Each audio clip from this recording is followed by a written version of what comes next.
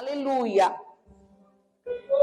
1 Samuel, no capítulo 25, primeiro versículo diz: E faleceu Samuel, e todos os filhos de Israel se ajuntaram e o prantearam, e o sepultaram na sua casa em Ramá. E Davi se levantou e desceu ao deserto de Parã.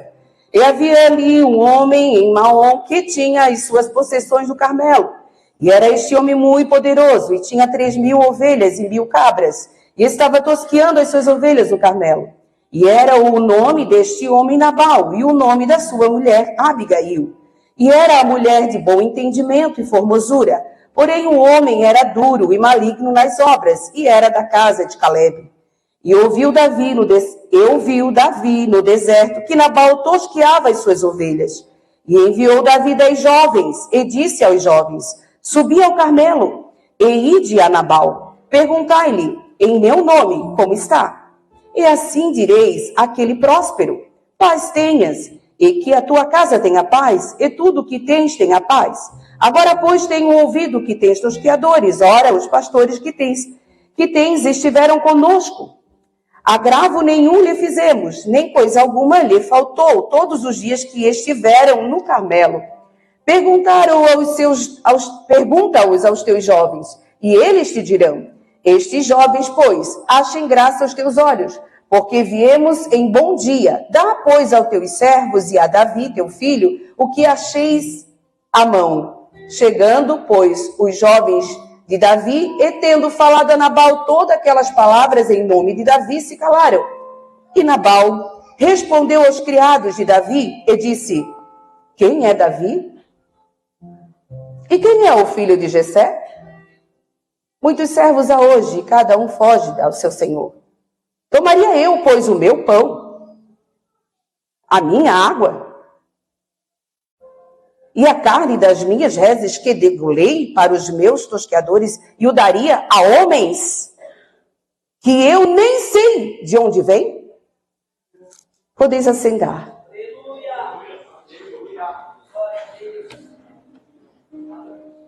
No capítulo do número 25 de 1 Samuel, o contexto dele, resumidamente, acontece a morte de um profeta, Samuel. Um rei é rejeitado por Deus e ainda está no trono, Saul. Um futuro rei escolhido por Deus está sendo perseguido, fugitivo, no deserto, precisando de suprimento. E aí, relata-se a história que naquele acontecimento, naquele contexto, ele ouviu que Nabal iria tosquear. Sobre Nabal, a Bíblia relata que ele era um homem rico, próspero, tinha bens, cabras, ovelhas, porém diz que ele era um tolo, duro de coração, maligno nas suas obras.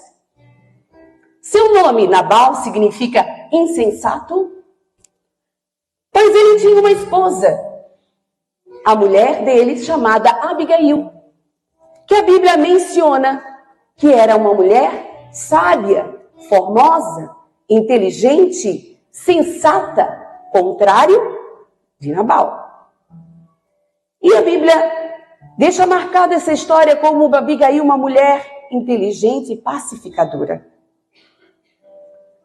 Então Davi ficou sabendo que Nabal estava tosqueando as ovelhas e enviou 10 jovens para que no nome dele chegasse até Nabal, levasse a bênção, a paz sobre ele, sobre as suas coisas, sobre a sua família, e que contasse para ele, a situação que eles estavam.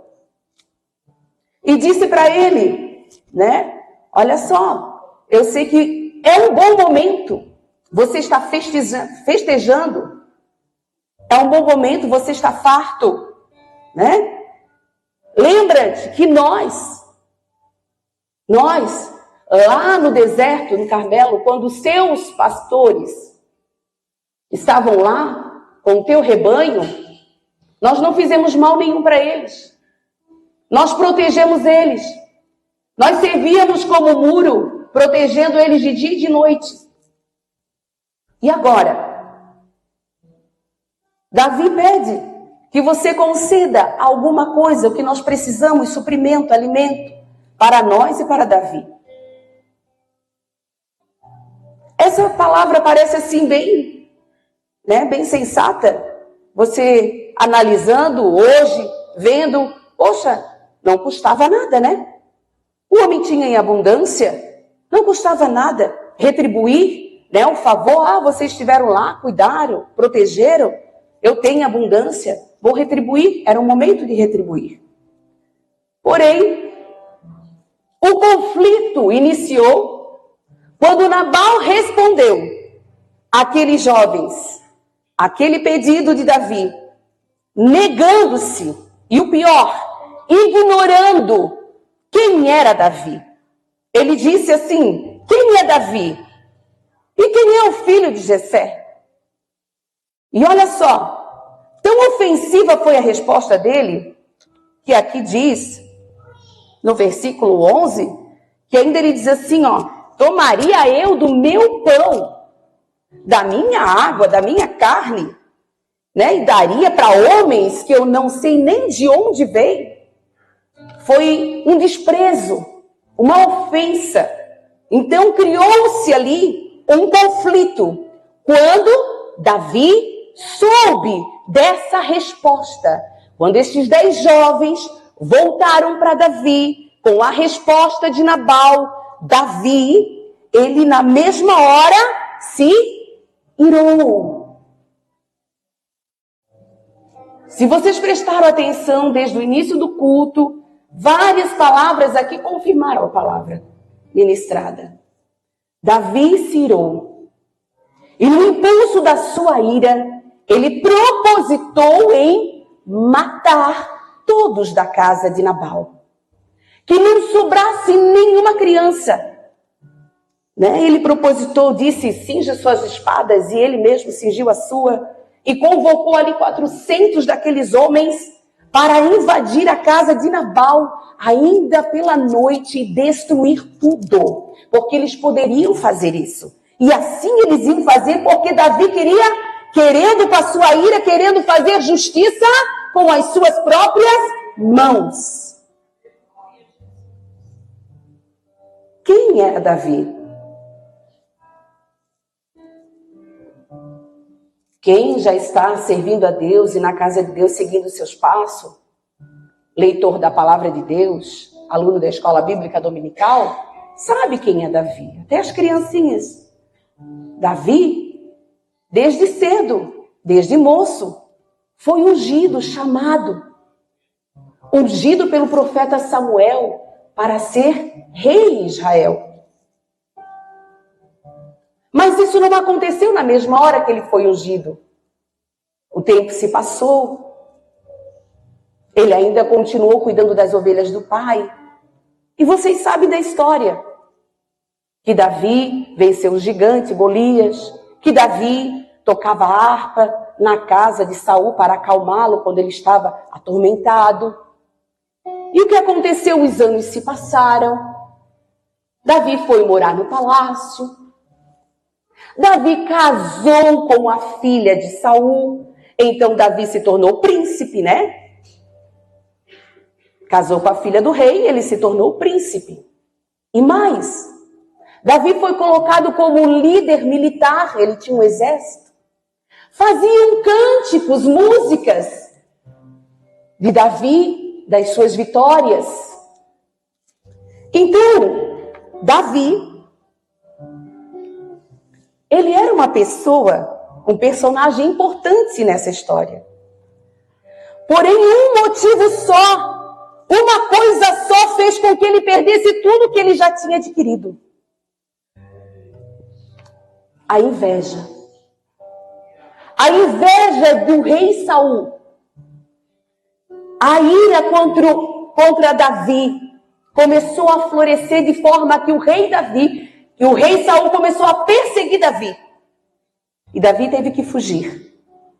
Então ele perdeu a sua esposa, ele perdeu a sua casa no palácio, ele perdeu o seu cargo de chefe do exército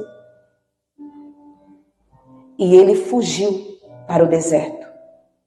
É bem verdade que ele teve oportunidade até de se vingar contra o rei Saul, porque o rei Saul esteve nas suas mãos. Se ele quisesse, ele poderia ter matado, mas ele não fez, porque ele temia o Senhor e dizia que o rei Saul era o ungido do Senhor. E sabia que o Senhor estava com ele e que na hora certa o Senhor pelejaria por ele. E lá no deserto, ele juntou alguns homens mercenários e montaram um exército. Lá no deserto. Ele estava com 600 homens e 400 deles foram convocados agora. Davi já tinha suportado tantas afrontas do rei Saul, mas naquela hora ele estava vivendo momentos de injustiça.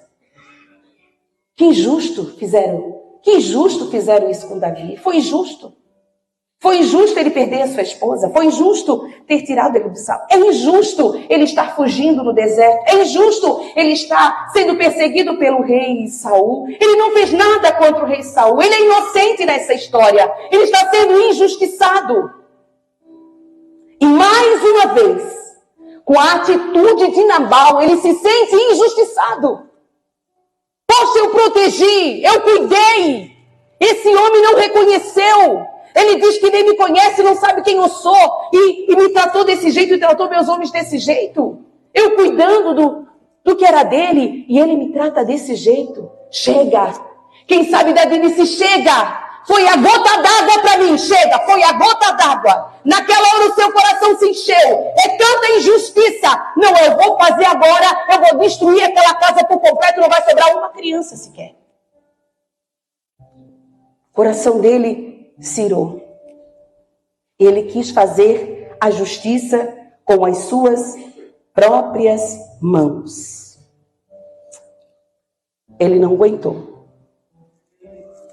Ele decidiu acabar com a casa de Nabal. Lá no versículo 14, conta. A Maria está passando ali? Isso. Lá no versículo 14, conta que um dos jovens da casa de Nabal chamou Abigail, a sua patroa, sua senhora, e contou para ela o que aconteceu. Abigail e os jovens de Davi vieram aqui falar com Nabal, e o Nabal trataram eles tão mal. Olha só, contou toda a história. Davi com os seus homens protegeram a gente lá no monte, no Carmelo, quando nós estávamos com o rebanho. Eles foram colunas para a gente à noite e dia, foram muros, foram segurança, eles nos protegeram. E Nabal tratou eles tão mal, com desprezo, ofendeu. Com certeza ele vai contar para Davi, com certeza está decretada a nossa sentença. Eles vão vir nos atacar, eles vão vir nos destruir. Abigail faz alguma coisa. Nota-se que aquele jovem se dirigiu a Abigail porque já conhecia essa mulher, já conhecia a senhora da sua casa, sabia que ela era uma mulher sábia, que ela era uma mulher inteligente, apaziguadora. Então, apressadamente, aleluia, apressadamente, Abigail toma uma atitude. Ela vai rapidamente providenciar tudo o que Davi estava precisando. E ele estava precisando de suprimento, ele estava precisando de comida.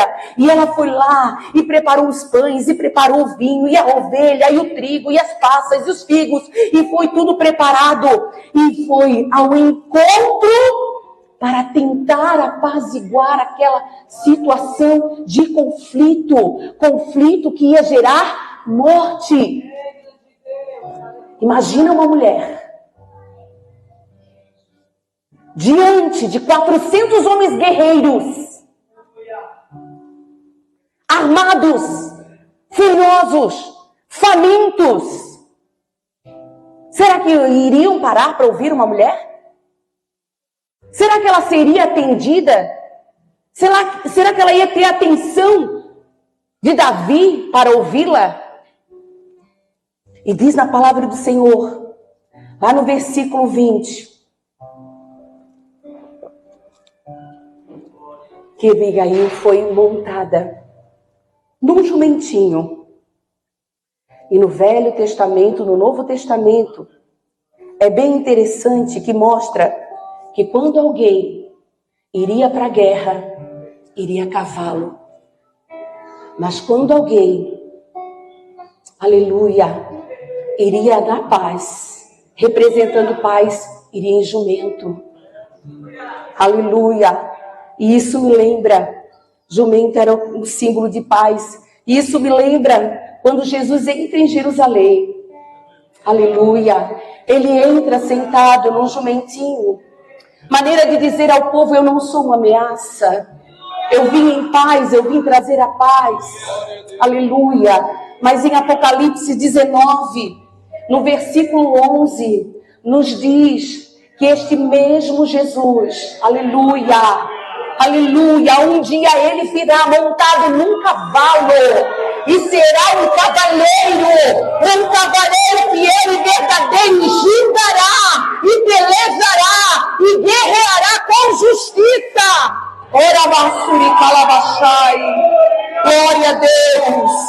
E Abigail foi, lá no verso 24, Abigail foi montada num jumentinho, como um símbolo de paz, representando paz. Ela veio com humildade, ela veio com simplicidade. Olha o louvor que foi cantado, quando o meu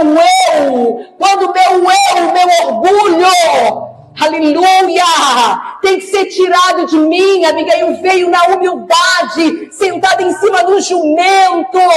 Olha só o que diz no verso 24, que Abigail toma toda a culpa do que aconteceu para si. Ela não tinha culpa de nada, ela não estava nem sabendo o que estava acontecendo. Foi o moço que contou para ela depois, mas ela toma toda a culpa sobre si. E ela diz assim, ó, pode colocar lá, Maria, 1 Samuel 25 e 24. Abigail toma a culpa sobre si. Diz assim, ó, e lançou-se aos seus pés e disse, ah, Senhor meu, minha seja a transgressão, minha seja a culpa do que está acontecendo. Em outras palavras, ela disse, né? Aleluia. Mesmo não sendo culpada, ela tomou essa culpa para alcançar o quê? O livramento da sua casa. Lá no verso 25, ela se desculpa pelo seu marido.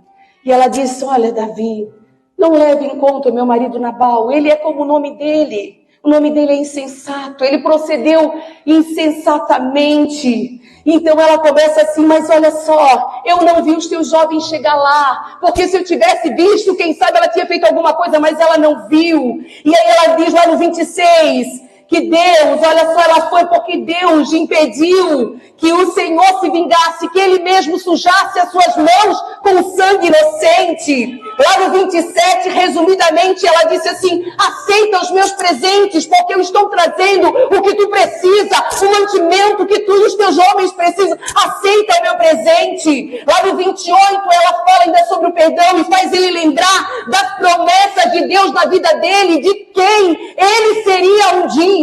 Aleluia, lá no 29, aleluia, Deus fala ali, através da Abigail, que era Deus que protegia ele, e era Deus que lutava as guerras dele, e era Deus que se vingava por ele, que ele não precisava usar as suas próprias mãos.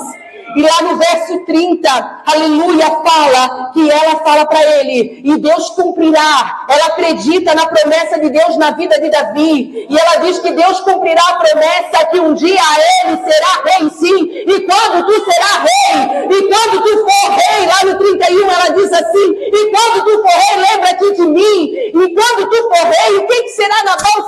Nabal não será ameaça nenhuma para ti quando tu for rei. E quando tu for rei, não tenha nada dentro de ti de remorso do que tu fez ou deixou de fazer. Não precisa disso. Mesma coisa que dissesse, ei Davi, tu não precisa sujar as suas mãos de sangue, tu vais ser rei. O que é Nabal diante disso? Oh, aleluia, glória a Deus.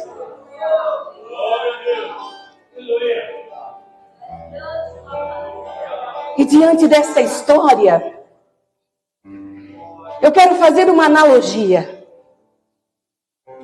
Eu quero fazer como eu prego para as crianças entenderem. Comparações, analogia, figuras. Eu quero colocar aqui Abigail representando, nesse contexto da história, representando Jesus. Como assim, irmã Mônica? Sim.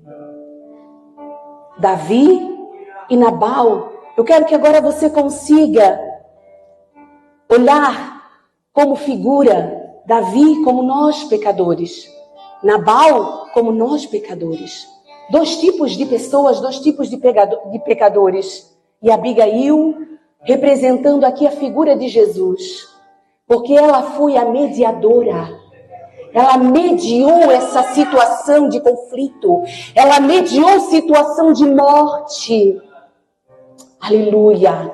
E agora vem comigo pensar um pouquinho e vem tirar as verdades espirituais para a tua vida. Aleluia. O que diz em 1 Timóteo, no capítulo 2, no versículo 5, fala sobre o mediador. Quem é o nosso mediador? Aleluia. Porque há um só Deus e um só mediador entre Deus e os homens, Jesus Cristo homem. É Ele que intercede por ti. Você só precisa dele para alcançar a salvação. Aleluia. Só precisa dele para te livrar da morte. Só precisa dele para te livrar da maldição. Tu só precisa dele para encontrar o caminho certo. Tu só precisa dele para encontrar, aleluia, a solução daquilo que tem perturbado tanto a tua vida. Glória a Deus. Abigail veio até Davi montado no jumentinho. Daí você imagina, né, Jesus, que veio montado no jumentinho, agora representando Jesus, o príncipe da paz.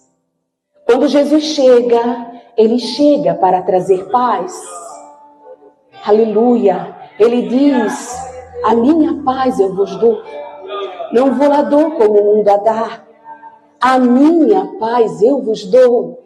Ele é o príncipe da paz. Jesus está chegando. Ele está se aproximando de ti como príncipe da paz. Ele quer invadir o teu coração com uma paz que não é passageira, mas permanece para sempre. Aleluia. Jesus se aproxima de ti para apaziguar esta situação que tu estás passando. Jesus também se aproxima de ti para te trazer as memórias, a promessa que ele te fez há muito tempo atrás, ou recentemente, eu não sei, mas quem sabe você está esquecido das promessas que Deus fez na tua vida. E Jesus, nesta noite, ele traz a memória de quem tu és, da promessa que ele fez na tua vida. E ele sabe muito bem do que tu estás precisando. Ele conhece muito bem as tuas necessidades. Qual é o suprimento que tu precisa na tua vida nesta noite? Ele sabe e ele já vem trazendo para ti. Aleluia. Assim como a Abigail trouxe pão, nesta noite tem pão para a tua alma. Tem pão para a tua alma, sim. A palavra do Senhor diz, lá em Mateus 4:4, como também foi lido em Lucas 4:4, que não só de pão viverá o homem, mas das palavras que vem do Senhor. E tem palavra para a tua vida. É palavra de vida, sim. A tua alma tem necessidade de alimento, de pão que vem do céu. Jesus também tem o vinho. Como Abigail preparou os outros de vinho, nesta noite tem sim, que representa a alegria. E a alegria faz parte do fruto do Espírito. Aleluia, é o fruto do Espírito. Com as suas virtudes, dentro dela tem a alegria. E se você recebe o Espírito Santo e deixa ele entrar e gerar o fruto dele, tu terás a alegria. Tu terás a alegria. Tu terás a alegria. Jesus, nesta noite, ele é a ovelha. Como Abigail preparou a ovelha, que eles precisavam se alimentar. Jesus é o cordeiro que tira o pecado do mundo. E por isso ele nesta noite te dá o perdão. Ele te dá o perdão. É isso que tu precisa. É isso que tu precisa nesta noite. Ele tem perdão para ti. Ele tem perdão para a tua alma. Ele tem perdão para o teu coração. Aleluia. Assim como Abigail preparou o trigo, aleluia, a palavra do Senhor diz que Ele tem também trigo para você que representa a prosperidade e a fertilidade.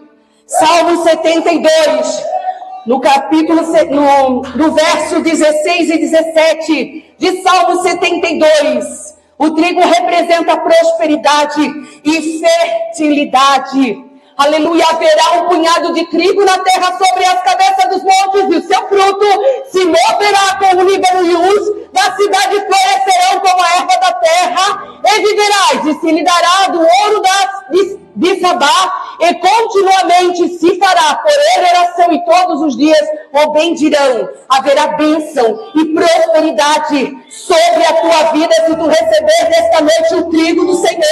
Aleluia, passas e figos, aleluia, representa paz e segurança. 1 Reis, no capítulo 4, no versículo 25, quando Israel guerreava e era pausa de paz, eles descansavam debaixo da figueira, debaixo da videira. Então, figos e passas representam paz e segurança, e Judá e Israel habitavam seguros, cada um debaixo da sua videira, e debaixo da sua figueira. Este câncer desceu todos os dias do Salomão, porque havia paz, não tinha mais guerra,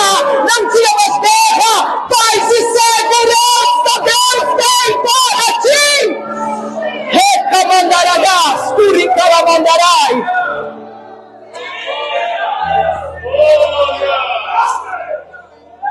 Davi aceitou o conselho da Abigail, diz a palavra do Senhor, que Davi ouviu Abigail, aceitou o conselho da Abigail, aceitou os presentes que ela trouxe, se arrependeu do que ele iria fazer, despediu ela em paz, e a promessa de Deus na vida de Davi se cumpriu ao seu tempo. Aleluia! E a promessa de Deus na vida de Davi se cumpriu ao seu tempo, porque ele ouviu o conselho, aceitou os presentes, se arrependeu do que iria fazer. Aleluia! Quem sabe você se encontra aqui com Davi. Você recebeu uma promessa que não se cumpriu ainda, e o tempo já se passou. Você tem sido injustiçado. Você tenta fazer o que é certo, mas ninguém reconhece. A ponto que você se ira e quer fazer do seu jeito. Mas nessa noite, aleluia, a palavra do Senhor diz que Ele veio para te aconselhar. Ouve que Jesus fala contigo. Não é assim, meu filho. Não é assim, minha filha. Não faça do teu jeito. Eu entendo o que você está passando. Eu sei que não é justo. Mas eu conheço o que tu precisa e eu trago hoje tudo o que tu precisa para alimentar a tua alma, o teu espírito, para te dar fé, esperança e renovo, porque as minhas promessas vão chegar no tempo certo, na hora certa. Tu só precisa entrega o teu caminho ao Senhor, confia nele que Ele tudo fará. Oh glória, oh glória, aleluia, louvado seja o nome do Senhor. Que nesta noite sejas como Davi, escuta o conselho do Senhor. Aceite o presente do céu para a tua vida. Se arrepende do que tu querias fazer. Volta atrás e espera no Senhor. Para encerrar, nós também temos a figura de Nabal, que também pode representar um de nós pecadores. Nabal, ele demonstrou ingratidão pelas bênçãos do Senhor, porque o Senhor deu prosperidade para ele, deu bênção para ele, ele era farto. Mas ele não quis repartir com os seus irmãos, ele não se importou da necessidade de quem estava passando por uma necessidade. Ele não se importou. Ele foi rude nas suas palavras, ele foi grosseiro, ele foi bruto. Quantas vezes nós agimos como Nabal? Ignoramos a necessidade dos nossos irmãos. Às vezes somos arrogantes, usamos palavras duras e acabamos ferindo alguém. Mas nós não importamos, não nos tocamos e deixamos passar. E continuamos vendo a nossa vida de qualquer maneira. Como Nabal continuou festejando e bebendo. Assim, muitos de nós tomam essas atitudes. Vivem a vida como se não houvesse amanhã. Vivem a vida como se não tivesse que se prestar diante de Deus. Aleluia, de mostrar a sua responsabilidade. Porque um dia mostrarão as suas obras do que fizeram e deixaram de fazer. Aleluia. E diz na palavra do Senhor, no contexto da história, que quando Abigail voltou do encontro com Davi, encontra ele festejando, bebendo, já estava bêbado. Então foi no outro dia que ela contou para Nabal o que tinha acontecido. E Nabal levou aquele susto, ficou atordoado, paralisado. Aí que caiu a ficha. O que eu fiz? Eu botei a minha casa para uma sentença de morte. Tudo isso seria destruído. Caiu a ficha de Nabal. Ele ficou atordoado. Meu Deus, o que eu fiz? Quantas vezes a gente vai fazendo coisa e não se preocupa das consequências destas coisas que iremos fazer? Deixa pra lá, o que importa é agora, vamos curtir, vamos namorar, vamos fazer isso, vamos fazer aquilo, vamos ter prazer, mas não se toma conta, não cair a ficha que há consequência para tudo que fizermos. A palavra do Senhor diz que tudo me é lícito, porém nem tudo me convém. Tudo me é lícito, mas não me deixarei ficar preso por ela. Ora, basura cai. Então ele se tocou. Quem sabe naquela hora ele botou a mão na consciência. Meu Deus, o que eu fiz? Bateu aquele remorso, mas não arrependimento. Porque quando nos arrependemos, mudamos de atitude. Quando nos arrependemos, não voltamos mais a cometer o que nós cometíamos. Agora, quando há remorso, é um sentimento de culpa, mas que tem vontade de fazer de novo, mas que pena que tem a consequência. Ou seja, não tem mudança. Volta a fazer, volta a fazer, volta a fazer. Está preso, não larga, não abandona. Aleluia. Então, Nabal, a Bíblia não registra que ele se arrependeu. Não. Mas diz que se passaram 10 dias. Mas será que não era um tempo que Deus estava dando para ele para se arrepender? Não teve atitude de arrependimento. Não teve perdão, reconciliação. Não teve desculpa. Não teve nada. Simplesmente se passaram. Ele ficou naquela paralisia. Porque quem está no pecado fica parado, se paralisa, está preso, não tem força. E ele ficou aquele tempo ali até que veio a sua morte. E diz a palavra do Senhor que Nabal morreu, ou seja, Deus o matou porque é consequência do seu pecado. Porque não houve um arrependimento, não houve uma mudança. Provérbios 14, 12 diz que há caminhos que para o homem parece direito, mas o seu fim é a morte. Tiago 1 e 15 fala sobre o pecado. Depois, havendo a consciência concebido, dá a luz ao pecado. E o pecado, sendo consumado, gera a morte. Não há outro caminho. O caminho do pecado vai te levar à morte. O caminho do pecado vai te levar à morte. Nabal morreu. A história dele acabou ali.